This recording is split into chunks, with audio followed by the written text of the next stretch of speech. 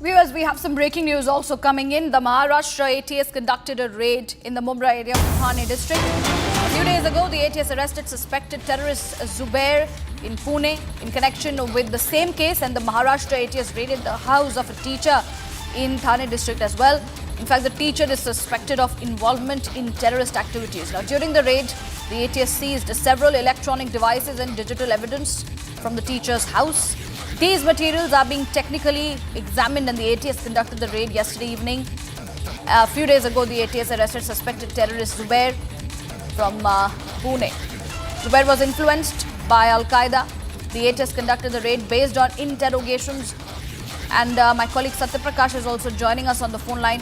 Satya Prakash, हम देख रहे हैं कि किस तरीके से एक टीचर सस्पेक्टेड जो टेरर एक्टिविटीज़ में इन्वॉल्व थे उसको मुंबई के ATS ने रेड्स करके अरेस्ट किया है। इस पर और जानकारी दीजिए।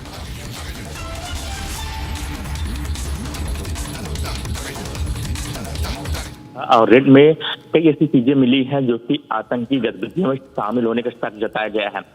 एक शिक्षक है जो कि एक मदरसे में पढ़ाता है और उसको टिप मिली थी महाराष्ट्र ATS को, उसी आधार पर रेड किया था। और जो जुबेर पुणे जो जुबेर संदिग्ध आतंकवादी गिरफ्तार हुआ था, जो अलकायदा से प्रभावित है जुबेर, उससे पूछताछ में कई चीजें सामने आई थी, जिसके बाद महाराष्ट्र ATS ने देर शाम को रेड किया, जो है एक शिक्षक के घर पर रेड किया और रेड करके कई ऐसी चीजें डिवाइस बरामद किया है, मोबाइल फोन बरामद किया है, साथ ही कई ऐसे कागजात बरामद किए जिसके आधार पर अभी फिलहाल पूछताछ चल रही है। महाराष्ट्र ATS लगातार इस मामले को लेकर जांच कर रही है। पुणे में कुछ दिन पहले 9 लोग को डिटेन करके पूछताछ किया था और जिसके बाद जुबेर को गिरफ्तार किया था।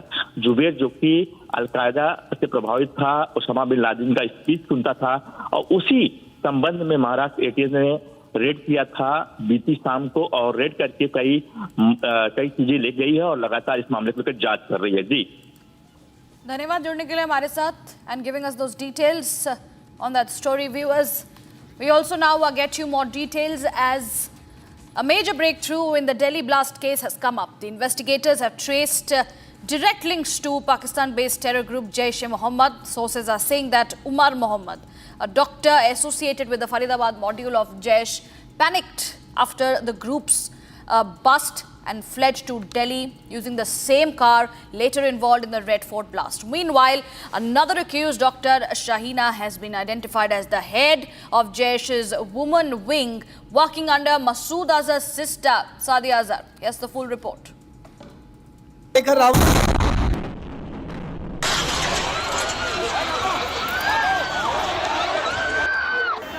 बॉम्ब ब्लास्ट हुआ है के सामने।